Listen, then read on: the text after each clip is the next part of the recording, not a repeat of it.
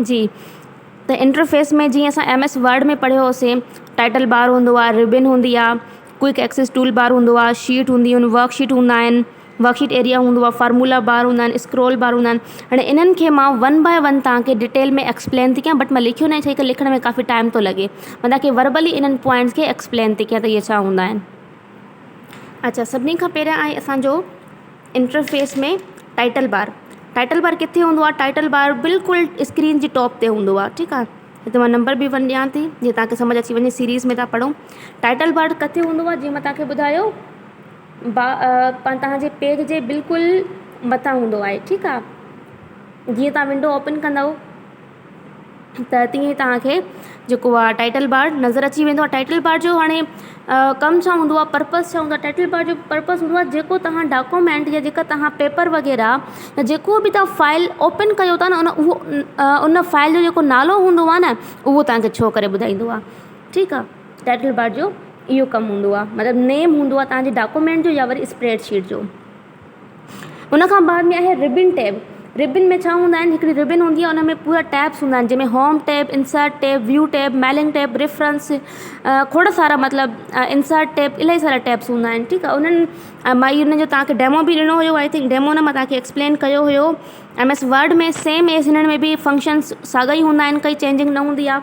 But फ़र्क़ु इहो आहे त हिन में हीअ उहो डॉक्यूमेंट जे लाइ यूज़ कई वेंदी आहे, टेक्स्ट डॉक्यूमेंट जे लाइ, ऐं हीअ यूज़ कई वेंदी आहे कैलकुलेशन जे लाइ। बाक़ी हिन जा फंक्शन्स वग़ैरह सेम हूंदा आहिनि। These tabs are on the bar just below the title bar. जेका हीअ रिबिन टैब हूंदी आहे न, टाइटल बार जे हेठां हूंदी आहे। असां छा कंदा आहियूं? रिबिन खे क्लिक कंदा आहियूं ओपन करण जे लाइ, मतिलबु कंहिं बि टैब खे असां क्लिक कंदासीं, जेके रिबिन टैब में हूंदा आहिनि, रिबिन्स में हूंदा आहिनि, उन मां कंहिं बि टैब खे असां क्लिक कंदासीं त असां उन जा फ्यूचर्स ॾिसंदा आहियूं। फॉर सपोज़ ये होम टैब आहे, होम टैब खे जॾहिं तव्हां क्लिक कयो था यूज़ करण जे लाइ, त तव्हां उन जा डिफरेंट ग्रुप ॾिसंदा आहियो। कहिड़ा ग्रुप हूंदा आहिनि? फॉन्ट ग्रुप हूंदो आहे, उन में पैराग्राफ ग्रुप हूंदो आहे, उन में एडिटिंग ग्रुप हूंदो आहे, इलाही सारा उन में ग्रुप्स हूंदा आहिनि, ठीकु आहे। हर टैब जे अंदरि डिफरेंट छा हूंदा आहिनि? फीचर्स हूंदा आहिनि उन टैब सां रिलेटेड। ऑफिस बटन, उन खां पोइ अच्छा ऑफिस बटन मां हिते न लिखियो आहे, इन खे छॾियोसि फ़िलहालु। ॿियो आहे quick access tool bar. Quick access tool bar किथे हूंदो आहे? उहो मेन्यू बार जे हेठां हूंदो आहे, जंहिंमें इलाही सारा बटन हूंदा आहिनि ऐं डिफरेंट फंक्शन उहो परफॉर्म कंदो आहे। उन खां बाद में शीट मां तव्हांखे ॿुधायो आहे शीट छा हूंदी आहे, जिते असां वर्कआउट कंदा आहियूं, हीअ शीट हूंदी आहे, वर्कशीट एरिया हूंदो आहे। उन खां पोइ आहे फार्मूला बार। इहे थोरो इंपॉर्टेंट आहे इन में MS एक्सेल में।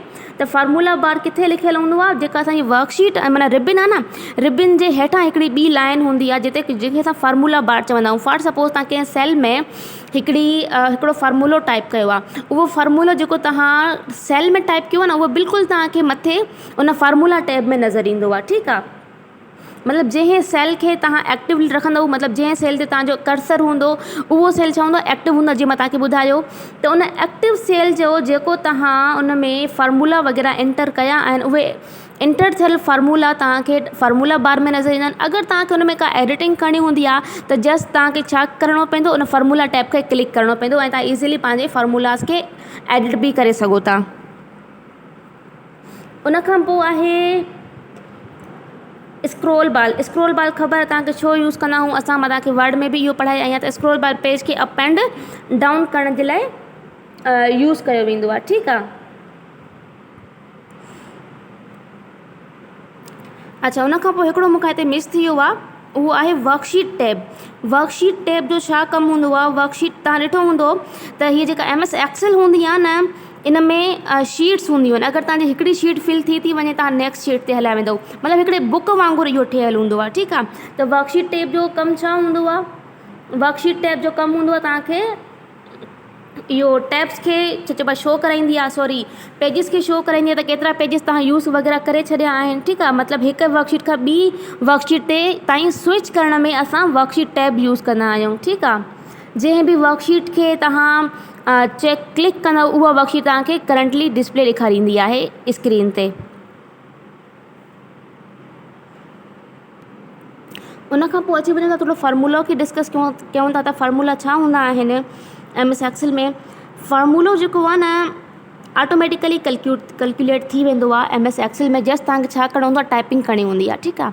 हाणे जीअं मैन्युअली असां 1 बाय 1 हिकु हिकु शइ खे हिकु हिकु स्टेटमेंट खे सोल्व कंदा आहियूं, हिन में ईअं न हूंदो आहे। सिंपली तव्हांखे छा करिणो पवंदो आहे, हिन में हिकु दफ़ो तव्हां राइट करे छॾियो फार्मूलो, उन खां पोइ जस्ट तव्हां छा कंदो, एंटर प्रेस कंदो, तव्हांखे रिज़ल्ट मिली वेंदा आहिनि। बट हिन जो कुझु फॉर्मेट हूंदो आहे MS एक्सेल में फार्मूले खे टाइप करण जो, उहो कहिड़ो हूंदो आहे त सभिनी खां पहिरियां तव्हांखे इक्वल साइन लॻाइणी पवंदी आहे। इक्वल साइन छो लॻाइबी आहे त इहा सम्झो मस्ट हूंदी आहे for performing the calculation. Without equal sign तव्हांखे जेको आहे त एरर शो थींदो, तव्हांजी कैलकुलेशन परफॉर्म न थींदी, ठीकु आहे। It is being used for basic arithmetic and mathematical functions. Arithmetic या मैथमेटिकल ॻाल्हि साॻी आहे, ठीकु आहे। MS एक्सेल में असां कहिड़ा बेसिक फंक्शन परफॉर्म करे सघूं था, हिते इहो लिखियलु आहे त बेसिक फंक्शन जेके हूंदा आहिनि उहे कहिड़ा आहिनि, सम आहे, एवरेज आहे, मिनिमम आहे एंड मैक्सिमम आहे। हाणे सम जो मतिलबु हूंदो आहे छा करणु, वैल्यूज़ खे पाण में ऐड करणु। एवरेज तव्हां मैथमेटिक्स में पढ़ी आया हो त एवरेज असां छो कढंदा आहियूं, हिते एक्सप्लेन करण जी ज़रूरत न आहे त एवरेज फंक्शन छो यूज़ कयो वेंदो आहे। उन खां पोइ आहे मिनिमम जेको आहे तव्हांखे घटि में घटि वैल्यूज़ ॿुधाईंदी आहे, ठीकु आहे। घटि में घटि नंबर जे बारे में तव्हांखे ॿुधाईंदी आहे। हे मिन जेको आहे शॉर्ट फॉर्म आहे कंहिंजो मिनिमम जो। उन खां पोइ आहे मैक्स शॉर्ट फॉर्म आहे कंहिंजो मैक्सिमम जो। हे तव्हांखे लार्जेस्ट वैल्यू जे बारे में ॿुधाईंदी, हे तव्हांखे स्मॉलेस्ट वैल्यू जे बारे में ॿुधाईंदी, हे तव्हांखे एवरेज ॿुधाईंदी ऐं हे तव्हांखे एडिशन ॿुधाईंदी। MS एक्सेल जेका आहे उहो वॾे पैमाने ते किथे यूज़ कई वेंदी आहे, ऑफिसिस में यूज़ कई वेंदी आहे एंड ऑर्गेनाइज़ेशन में यूज़ कई वेंदी आहे। ऑर्गेनाइज़ेशन ऐं ऑफिसिस में यूज़ त कई वेंदी आहे, बट उन जा उहे कहिड़ा उते कम परफॉर्म कंदा आहिनि, कहिड़ा फंक्शन परफॉर्म कंदा आहिनि, त सभिनी खां पहिरियों आहे अकाउंटिंग। मतिलबु अकाउंटिंग करण जे लाइ तव्हांखे यूज़ कई वेंदी आहे, तव्हां यूज़ कंदा आहियो एक्सेल। रिज़ल्ट शीट ठाहिण जे लाइ, सैलरी शीट ठाहिण जे लाइ। उन खां पोइ जेको आहे कॉम्प्लेक्स कैलकुलेशन परफॉर्म करण जे लाइ तव्हां MS एक्सेल जो इस्तेमालु कंदा आहियो। एंड नाउ अ डेज़ असां रेगुलरली एक्सेल जेको आहे यूज़ करे रहिया आहियूं। इफेक्टिव आहे, रिलायबल आहे, एक्यूरेट आहे, स्पीडी असांखे कमु करे ॾेखारींदी आहे, ठीकु आहे। इलाही सारा हिन जा फीचर्स आहिनि। एनदर वर्ड में ही जेको आहे तव्हांजो प्रोडक्टिविटी सॉफ्टवेयर आहे, ठीकु आहे। अच्छा, उन खां पोइ हिकिड़ो हे आहे, हिते मां की लिखी आहे, उहा लिखी आहे F5 फंक्शन की।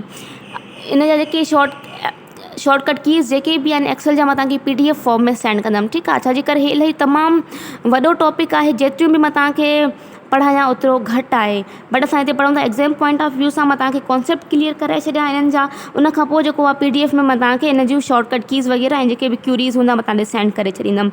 F5 की छो यूज़ कई वेंदी आहे, F5 की यूज़ कई वेंदी आहे, इन जो अनदर नेम आहे गो टू की टू गिवन अ रेफरेंस।